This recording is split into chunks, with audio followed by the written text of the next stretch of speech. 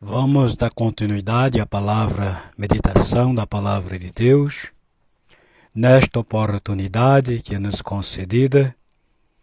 Se você quiser examinar na sua Bíblia, Jeremias, capítulo 16, versículo de número 5. Não vou ler, mas vou deixar aqui o que Deus já tem trazido ao nosso coração pelo seu Espírito Santo. Estamos diante de uma passagem que está escrito nas Escrituras, que acredito que tem muitas pessoas que, dando de cara com a passagem dessa nas Escrituras, vira a página, passa para o outro lado.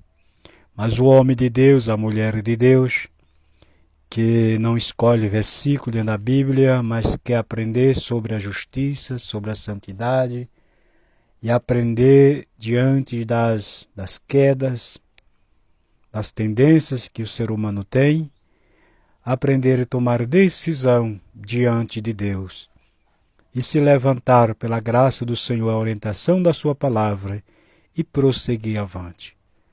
Porque o ser humano cai numa área, cai noutra, e a palavra já é para isso, para nos orientar como agir. Uma dívida financeira, quando se entra numa crise, a instituição, tem também as formas da pessoa resolver e sair daquela crise, daquela situação que vem cair financeiramente. Espiritualmente não é diferente. Mas vemos aqui Israel diante de uma situação, porque tem gravidade, consequência de algo que coloca-se um ponto final. Foi o caos que Deus fez com Israel, aqui nessa passagem bíblica, nos dias de Jeremias. Mas eu quero lhe dizer nesta oportunidade, assim como Jeremias ficou restrito de alguma coisa no meio daquele povo, ou significa, Jeremias foi restrito de algumas coisas em meio àquele povo por causa do pecado deles. Muitos deles morreram. Só escapou um remanescente, dos quais Deus fez a promessa quando Jeremias entregou da direção de Deus, da palavra de Deus que veio a ele para o povo de Judá em Israel. Mas ao tocante da vida, do caráter, da vida espiritual, da vida física do profeta, Deus cuidou. Deus estabeleceu o seu conserto, a sua comunhão e a sua direção. Aqui Deus nos deu algo nesta meditação que, assim como aconteceu lá em Israel, Deus nos deu uma direção para os dias que estamos vivendo. Jeremias estava entre aquele povo que, diante daquela determinação divina, daquele julgamento, eles estavam agora na mira de Deus. E é difícil de escapar, ou em outras palavras, não tem nem como escapar da mira de Deus. Mas Jeremias escapou no meio deles. Por quê? Jeremias estava no meio de um povo, mas não era o que aquele povo era. É aí onde Deus nos colocou nesta oportunidade algo para deixar aqui. Aonde você mora, na casa onde você reside, ou no trabalho, ou na empresa, ou no colégio, as pessoas que dizem ser cristão, que não são cristãos, que não confessam a Jesus Cristo como seu único e suficiente Salvador, como é que você se comporta diante delas? Você adere às ideias delas ou você a condenas, como a Bíblia manda? Ou você diz que está errado, ou você é daqueles que concorda. Jeremias não concordou com o povo de Israel. Jeremias foi um porta-voz de Deus. Portanto, Deus também estabeleceu consigo a sua aliança.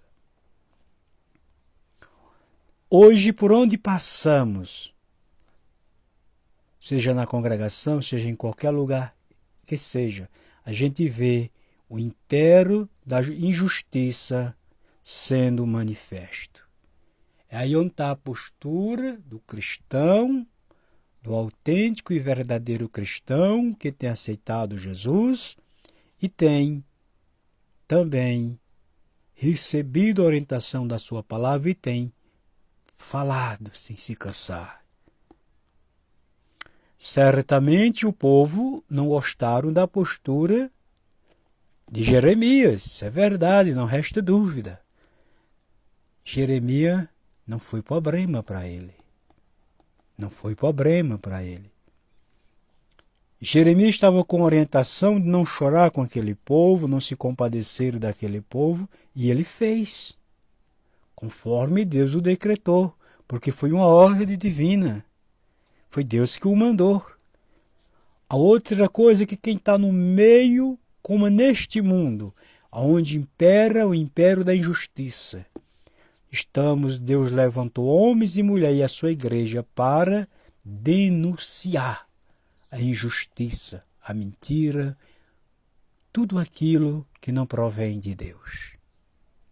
É por isso que tem religião aí que é que nem um balaio furado, não segura nada.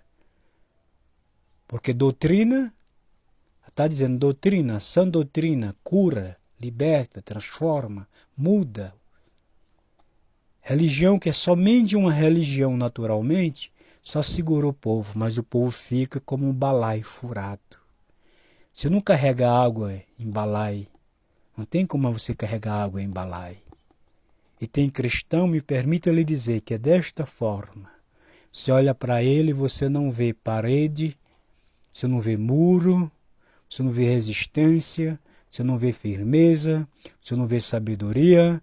Em vez de você ver você não vê o Espírito Santo, em vez de você ver as coisas espirituais, você vê a postura dele diferente. Senta na roda dos escarnecedores, gargalha com os ímpios, gargalha com esses cristãos nessos que não têm sabedoria, que só é cristão lá na congregação, mas lá no trabalho não faz diferença. Eu já disse em outras palavras, ser cristão é um segredo com Cristo. É um segredo, é um mistério. Como a palavra de Deus é um mistério escondida no coração do homem e da mulher de Deus. E o homem de Deus diz, escondi a tua palavra no meu coração para não pecar contra ti. Israel estava desprovido, sem a palavra, da qual Deus revelou aos profetas. Foram ao caos, a perecer, a ser castigado por Deus. Mas o homem de Deus, chamado-se Jeremias, estava lá de pé espiritualmente. Porque hoje, falando espiritualmente, você vai se manter de pé pela palavra de Deus. Jesus disse, não pense que vim trazer a paz entre as famílias, mas sim a espada que corta, que divide. E essa espada, ela é espiritual. É isso que estou falando da parte de Deus. É que quem está de pé espiritualmente não concorda com nada errado. E aí a espada corta mesmo. Corta de um lado e corta do outro e você vai ter aquela luta, rejeição no meio da sua própria família. Quando eu vejo esses cristãos dizendo que não sofrem rejeição, não sofrem nada, a palavra não está se cumprindo na vida dele e na vida dela. Porque Jeremias foi restrito de algo no meio daquele povo por causa do pecado deles. Mas a vida espiritual dele estava ok. Ele podia orar, que Deus dizia, pode falar, Jeremias. Pode falar que eu estou ouvindo a sua oração. A comunhão com Deus é para isso. Quando orar,